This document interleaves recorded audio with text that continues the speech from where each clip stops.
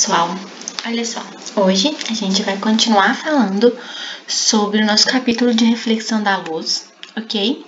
Só que na aula de hoje a gente vai falar sobre a reflexão da luz em espelhos esféricos, ok?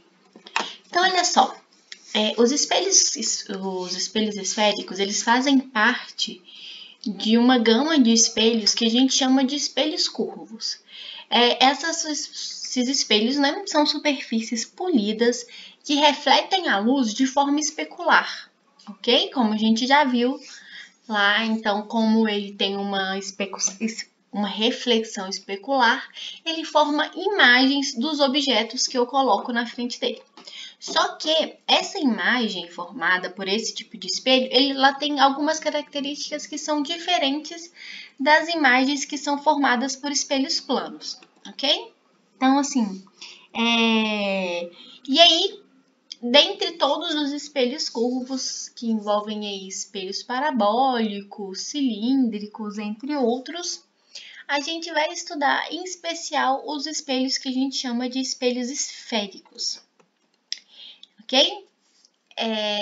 Então, esses espelhos, como o nome já diz aí, eles são formados a partir de uma esfera, ou seja, eles são uma parte de uma esfera, que são os espelhos que a gente vai estudar daqui para frente, ok?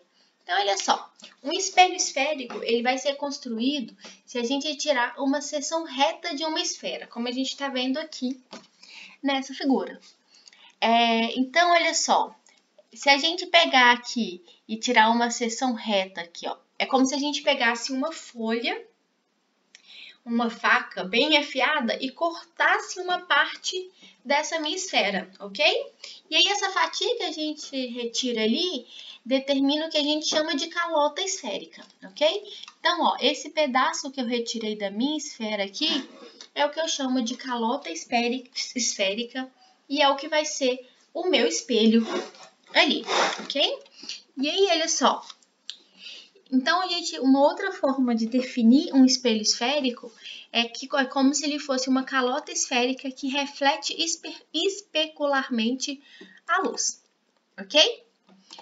E aí, a gente tem dois tipos de espelhos esféricos, ok, gente? Então, olha só, se a superfície externa da minha calota é a parte refletora do meu espelho, então eu tenho um espelho que a gente chama de convexo. Então, olha só, nesse caso aqui, é a parte de fora da minha calota esférica que está recebendo a luz e que está funcionando como um espelho. Então, a gente tem aqui, ó, um espelho convexo. E aí, os espelhos convexos, gente, eles vai ser representado como uma curvinha aqui com esses tracinhos. E aí, como eu já disse, os tracinhos estão aqui para mostrar que a parte refletora do meu espelho é essa parte da frente, ok? Para vocês desenharem no caderno de vocês, pessoal, vocês não precisam ficar fazendo esse espelho curvo. Vocês podem fazer um espelho dessa forma aqui, ó, para representar um espelho esférico, ok? Porque aí vocês não precisam ficar fazendo essa curvinha que às vezes é bem difícil de desenhar. Então, vocês desenharem o espelho dessa forma aqui já é suficiente para entender que a gente está falando de um espelho que é um espelho esférico, ok? E aí, o outro tipo de espelho que a gente tem vai ser quando a minha face refletora da minha luz é a face interna. Então, a parte de dentro da minha calota aqui, olha, da minha calota esférica, é que vai ser a parte refletora da minha calota. Então, nesse caso, eu tenho o que a gente chama de um espelho côncavo. Então, a luz ela vai incidir nessa parte côncava, nessa parte de dentro da minha esfera, ok? E aí, de novo, a gente tem aqui uma representação de como normalmente acontece nesses espelhos. E, de novo, ok? Vocês podem desenhar esse espelho como sendo aqui algo dessa forma, só que aí a gente desenha os tracinhos aqui, porque aí aqui nessa parte é quem vai ser a parte que vai receber a luz dos meus espelhos, ok? Então, isso aqui é só para falar que a gente tem aí dois tipos de espelhos esféricos que a gente vai estudar. E aí, mais para frente, a gente vai estudar especificamente como funciona a formação de imagem em cada um desses espelhos, ok? Agora, a gente vai falar sobre os elementos desses espelhos esféricos. Esses espelhos, gente, eles possuem algumas características, alguns elementos que são importantes que a gente conheça para que a gente possa fazer o estudo adequado desse tipo de espelho. Então, olha só. Primeira coisa que a gente precisa entender é que as leis da reflexão que a gente viu anteriormente, elas continuam válidas para qualquer superfície, ok? Então, as leis da reflexão, elas valem para superfícies planas, para superfícies esféricas, para qualquer tipo de superfície, ok? O que muda aqui, gente, é que é o seguinte, como a minha superfície não é plana, a normal em cada ponto da minha superfície, ela vai ter uma direção diferente. Quando a gente está falando de esferas, as linhas normais em cada ponto da minha esfera vão ser linhas que vão convergir, ou seja, que vão apontar para o centro da minha esfera. Vamos entender isso daqui. A gente viu que os meus espelhos esféricos, eles são formados a partir de uma parte de uma esfera, certo? Então, olha só. Se eu pegasse aqui, terminasse o desenho da minha esfera, eu teria uma esfera completa aqui, e dentro dessa esfera eu teria o que eu iria chamar de centro da minha esfera, ok? Então, em qualquer ponto da minha superfície esférica, a minha normal nesse caso, é uma linha que passa pelo centro e atravessa aqui a minha superfície, ok? E aí, como eu disse, isso vai valer para qualquer ponto que a gente tenha aqui. Desde que eu consiga fazer essa linha reta, qualquer reta que saia do centro da minha esfera e atinja meu espelho ali, vai ser perpendicular à minha esfera, logo vai representar a minha linha normal ali, ok? Tanto para espelhos côncavos como para espelhos convexos. Então, a gente pode observar aqui, olha só, que a minha normal no espelho convexo vai de novo apontar para o centro da minha trajetória. E aí, isso vai valer aqui para qualquer ponto da esfera, ok? Isso é importante, gente, para a gente entender melhor cada caso que a gente vai estudar um pouquinho mais para frente, ok? E aí, olha só, alguns pontos que a gente tem de importante aqui. Primeiro é o vértice. É importante eu saber o que é o vértice, porque isso vai aparecer muito nos exercícios, ok? A distância de tal ponto até o vértice, esse tipo de coisa aparece bastante em exercícios. Então, olha só, o vértice, ele é o ponto médio da minha superfície refletora de um espelho. Então, olha só, se o meu espelho é isso daqui, o vértice vai ser esse ponto que vai estar bem aqui no meio do meu espelho. Isso pode ser chamado também, gente, como o ponto em que o meu eixo principal passa pelo espelho. Então, olha só, a gente vai falar um pouquinho sobre o eixo principal ainda. O centro de curvatura é o centro da esfera que originou minha calota. Como eu acabei de falar com vocês, esse espelho aqui, ele é uma parte de uma circunferência. Então, o meu centro de curvatura que eu estou falando aqui é justamente esse centro da minha esfera que gera, da esfera geradora do meu espelho, ok? Tanto para o espelho côncavo quanto para o espelho convexo. O eixo principal. O eixo principal, gente, é essa linha que a gente está vendo aqui, que ela é imaginária, que une o vértice do meu espelho ao centro geométrico. Então, essa linha é uma linha imaginária que eu vou colocar ali para poder basear os meus estudos, ok? E ela vai estar ali bem no centro do meu espelho, ok? Então, e como eu falei ali atrás, o vértice do meu espelho vai ser o ponto em que essa linha principal ali, que ela vai tocar o meu espelho no ponto médio desse espelho, ok? Uma outra coisa importante aqui é o que a gente chama de ângulo de abertura, que é o ângulo formado pelas extremidades da minha calota, ok? Ou seja, é o quão aberto o meu espelho é, aqui, tá vendo? É esse ângulo aqui, ó.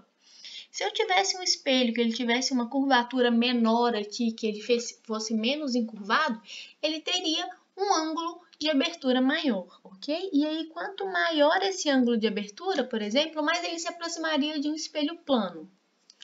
certo? E por último, o raio de curvatura do meu espelho, que é a distância que a gente tem entre o centro da esfera e qualquer ponto da superfície, ok? Então, o raio de curvatura, gente, é essa distância aqui, ó, que eu tenho do centro do meu espelho, né, da esfera que gera o meu espelho, até qualquer ponto aqui na superfície da minha esfera. E é isso, é qualquer ponto, porque o raio vai ser o mesmo para qualquer ponto ali, ok?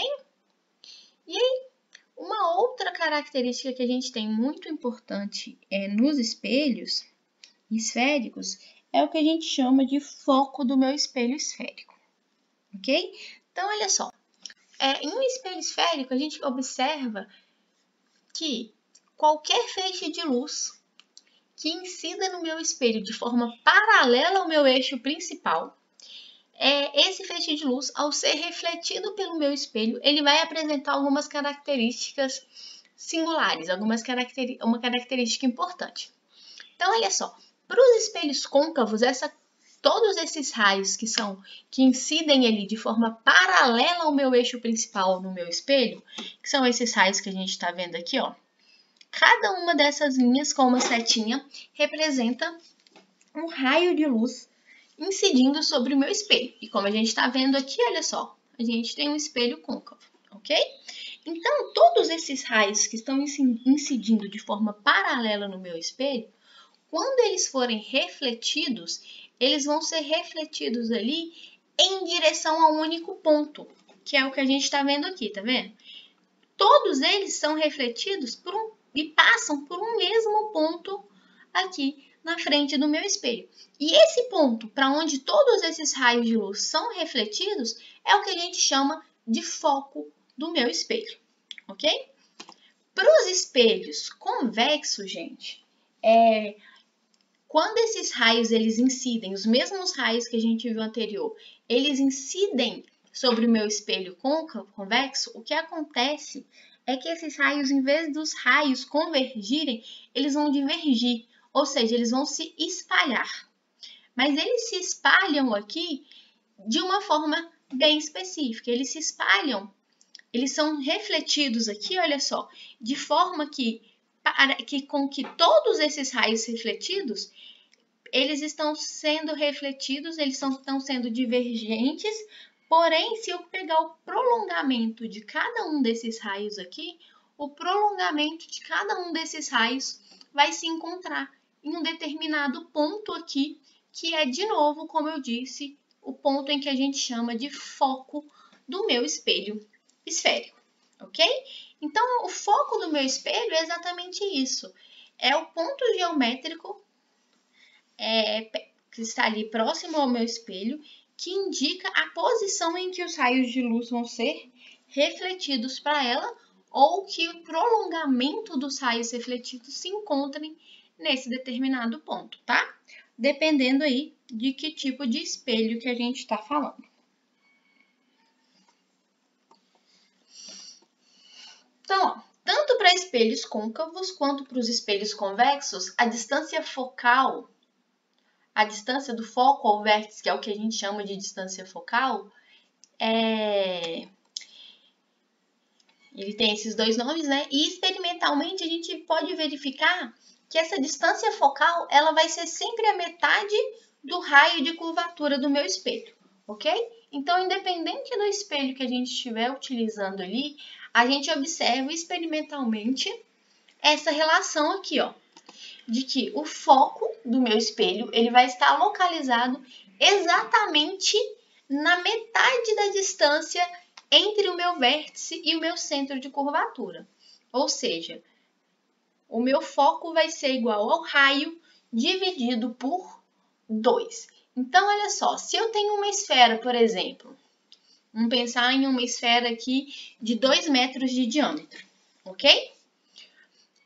O centro de curvatura dela vai estar ali no centro dela, e o raio dessa esfera vai ser de 1 metro. Já que o diâmetro da minha esfera é de 2 metros, o raio vai ser de 1 metro, ok? Então, se eu pegar um espelho que faça parte dessa esfera retirar uma parte dela para fazer um espelho, eu vou ter um espelho com um raio de curvatura que tenha 1 metro de comprimento, ok? E aí, se eu incidir luz de forma paralela a esse espelho, se eu pegar a parte côncava do meu espelho, toda essa luz vai ser refletida para um determinado ponto, que é o que a gente vê aqui, ok? Então, toda essa luz vai ser refletida para um determinado ponto, que é o meu foco, que vai estar a 0,5 metros do centro de curvatura, ok? Então, para esse espelho que eu estou dando o exemplo, o foco dele é de 0,5 metros, ou seja, a metade do raio de curvatura do meu espelho. Ok? E aí agora, gente, a gente vai estudar o que a gente chama de raios principais. Então, olha só, para que a gente consiga ter a formação de uma imagem de um objeto no espelho, como a gente já viu lá para o espelho plano, a gente precisa de pelo menos que sejam refletidos pelo menos 2 raios nesse espelho e que esses raios atinjam, são refletidos pelo espelho, né? Desculpa, atinjam espelhos e sofram reflexão de novo, ok? Então, a gente viu aí que tem infinitos raios que saem dos objetos e atingem o espelho. Porém, a gente pode obter a trajetória dos raios refletidos dos espelhos esféricos a partir de alguns raios incidentes que são fáceis de a gente determinar. Então, para a gente não ter que ficar ali desenhando raios aleatórios, a gente vai estudar 4 casos especiais, que são os raios que são fáceis de a gente fazer o desenho para determinar aonde vai acontecer o encontro desses raios para que seja feita a formação da minha imagem. Então, olha só. A gente vai ver o primeiro caso, que é um caso de um raio de luz, que a gente está vendo na figura aí, ok? Então, olha só, esse raio incidente, ele passa pelo centro de curvatura do meu espelho. Então, vamos ver primeiro ali no espelho côncavo, ok? Então, olha só, se esse raio incidente, ele incidir no meu espelho, de forma que ele passe pelo centro de curvatura desse espelho, a gente consegue perceber do que a gente falou lá atrás, que ele está incidindo exatamente sobre a normal do meu espelho, certo? Então, se ele está incidindo exatamente sobre a normal do meu espelho, isso significa que ele não vai sofrer desvio ao ser refletido. Ou seja, se ele incide passando pelo centro de curvatura do meu espelho, ele vai ser refletido no mesmo caminho. Então, é isso que a gente tem aqui, olha só. Um raio de luz que ele incide sobre o centro, ele vai ser refletido sobre o centro. No espelho convexo, gente, a diferença é que esse raio ele não vai passar pelo centro, ok? Já que o centro de curvatura do meu espelho convexo, ele está aqui do outro lado. Então, nesse caso, a gente fala o seguinte: quando um raio de luz ele incide no meu espelho na direção do meu centro de curvatura, ok? Que é o que a gente está vendo aqui. Então, aí, nesse caso também, o meu raio de luz ele vai ser refletido, ok? Ali, exatamente na mesma direção, ok? Mudando apenas o sentido dele. O segundo caso é o caso em que a gente tem um raio de luz que incide paralelamente ao meu eixo principal, que é um caso que a gente já viu também. Se ele incide paralelamente ao meu eixo principal, ele vai ser refletido para o foco do meu espelho, ou ele vai ser refletido no espelho convexo, de forma que o prolongamento desses raios refletidos passem pelo foco do meu espelho convexo. Ok? Na apostila de vocês, gente, na página 106, vou até deixar anotado aqui, ok? Do volume 2, tem um quadrinho aí com todas essas características resumidas, ok? O terceiro caso, gente, é um raio de luz que incide na direção do foco do meu espelho. Então, como a gente já viu lá nos princípios da ótica geométrica, a gente tem o que a gente chama de reversibilidade dos raios de luz, certo? Então, se nesse caso aqui, os raios de luz incidem paralelos ao meu eixo principal e eles são refletidos pelo foco, no próximo caso, em que os raios de luz eles incidem na direção do foco, é lógico, né, a gente perceber, a gente pensar que eles vão ser refletidos de forma paralela ao meu eixo principal, ok? Então, lá no meu espelho convexo, se ele incide de forma que a direção dele aponte para o meu foco, ele vai ser refletido paralelo ao meu eixo principal do espelho. Ok? E por último, o último caso que a gente vai ver é que se um raio que ele incide na direção do vértice, ele vai refletir simetricamente com o eixo principal. Então aqui, olha só, se a gente tem um ângulo de incidência com o meu vértice alfa, o ângulo refletido vai ter o mesmo ângulo alfa, pensando aqui que esse centro de curvatura funciona como uma normal ao meu espelho, ok? E aí o mesmo vale aqui para o meu espelho convexo. E aí, a gente vai ver agora como é o campo visual desses espelhos, ok? Então, olha só, os espelhos convexos, eles apresentam os raios refletidos de forma divergente, ou seja, os raios de luz que incidem sobre o meu espelho convexo, eles vão ser divergentes, eles vão se espalhar no meu ambiente, ok? E aí é justamente por essa característica que os espelhos convexos são chamados também de espelhos divergentes, ok? Então isso aqui, gente, é muito importante vocês lembrarem. Espelhos convexos são chamados de espelhos divergentes, ok? E aí, nesse caso, por eles divergirem a luz, gente, por eles espalharem luz em diversas direções diferentes, isso faz com que esses espelhos eles tenham um grande campo visual, ok? Então, quando você olha para um espelho desse tipo, você vai ter um campo visual muito grande, ok? E aí é por esse motivo que esses espelhos são utilizados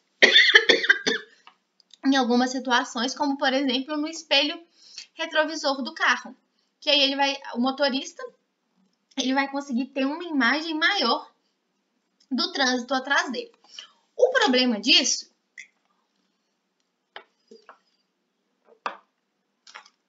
é que como ele aumenta o meu campo visual, para que ele consiga fazer isso, ele diminui o tamanho das minhas imagens, ok?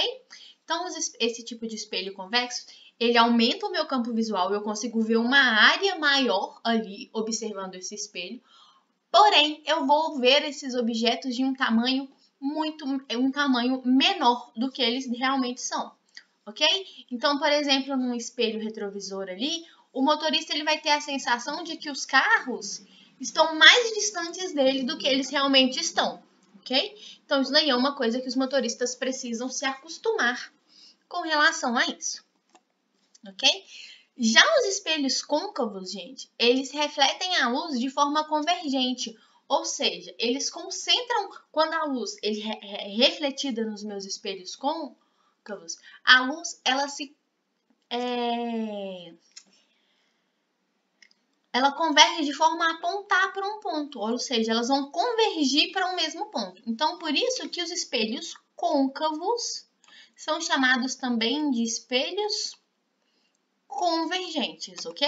E aí, esses espelhos, sendo convergentes, eles têm uma característica que é de ampliar o tamanho do meu objeto. Então, quando eu me olho e eu estou na frente de um espelho que ele é convergente, eu vou ter uma formação de uma imagem maior do que ela realmente é.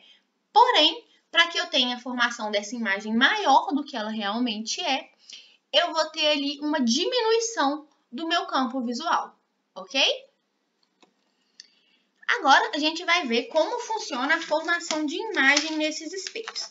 Nessa aula de hoje, a gente vai estudar a formação de imagem nos espelhos convexos, ok? E aí, na semana que vem, a gente estuda a formação das imagens no espelho côncavo. Então, olha só. Se a gente considerar um objeto colocado na frente de um espelho esférico, o ponto aqui, a minha imagem, para a imagem dela ser formada pelo espelho, eu preciso de pelo menos 2 raios que saiam de A, cheguem até o meu espelho e sejam refletidos por esse espelho, ok?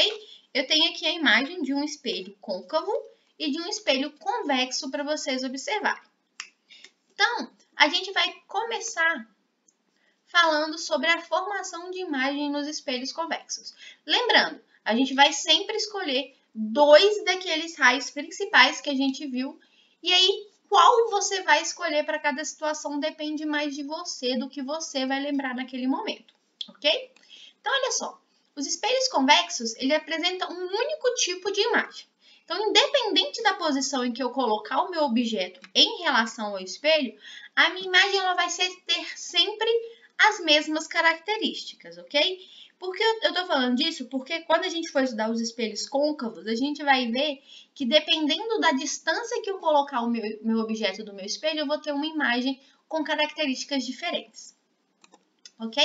E olha só, o motivo disso é que esse objeto ele fica na frente da minha calota do espelho.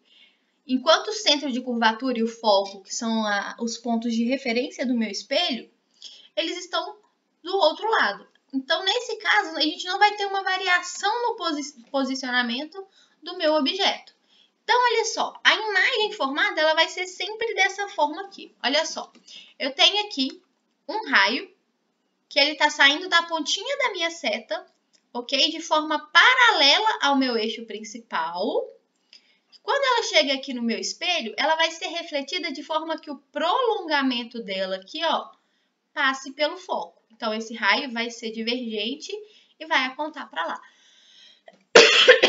O meu segundo raio saindo da ponta aqui, vai incidir aqui sobre o meu vértice, formando um ângulo que a gente chama de ângulo alfa. E aí, ele incide sobre o vértice formando um ângulo alfa, ele vai ser refletido também pelo meu vértice, formando o mesmo ângulo alfa, ok?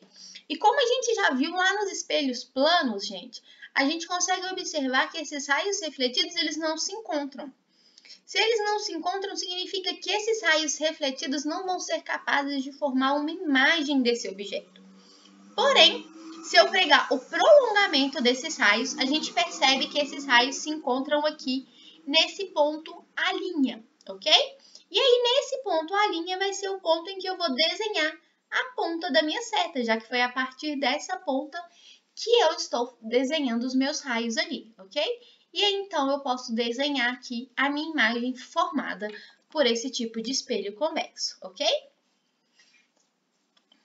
Isso aqui está falando exatamente do que eu falei, né? Que os raios refletidos, eles não se cruzam.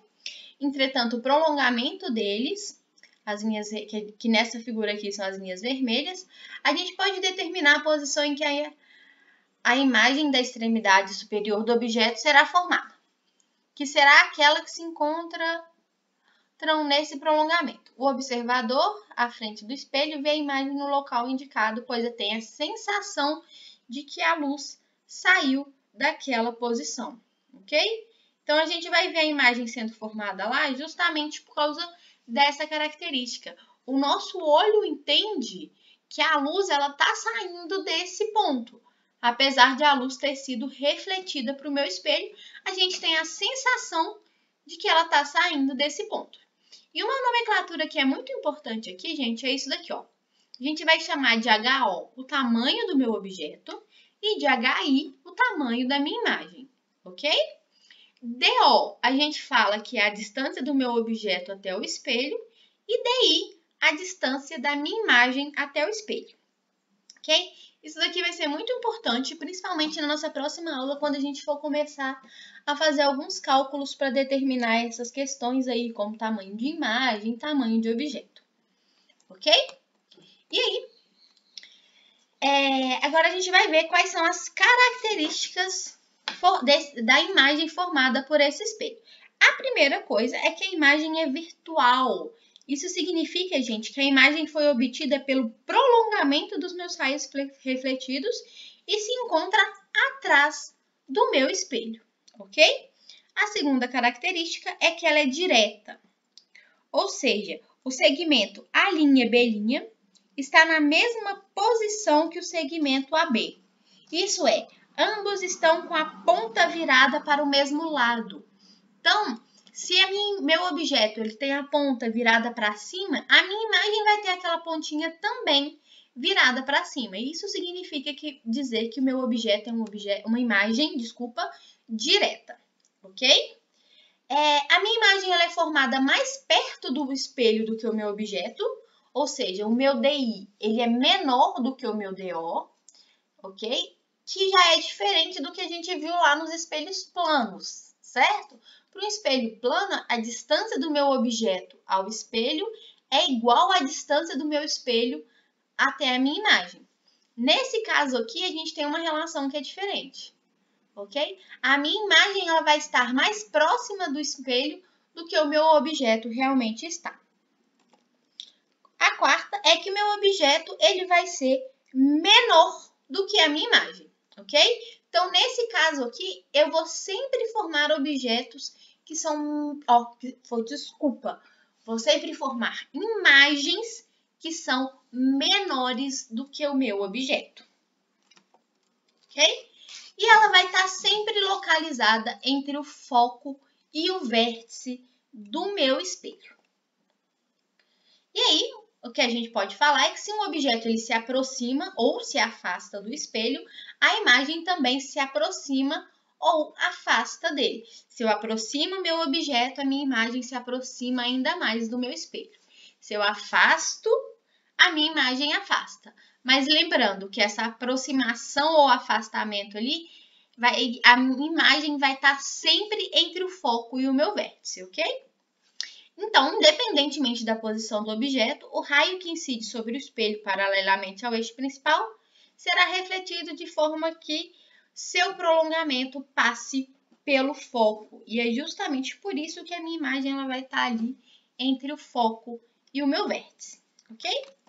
E aí, para encerrar, a gente vai ver aqui que como os espelhos convexos eles fornecem um campo visual maior, a gente consegue ver mais objetos, eles podem ser vistos simultaneamente atrás dele, daí a aplicação que a gente tem para eles em garagens de lojas, supermercados, retrovisores de motos e automóveis, que são aqueles espelhos que normalmente tem dentro das lojas ou dentro dos ônibus, que permite que uma pessoa que precise consiga observar o que está acontecendo ali.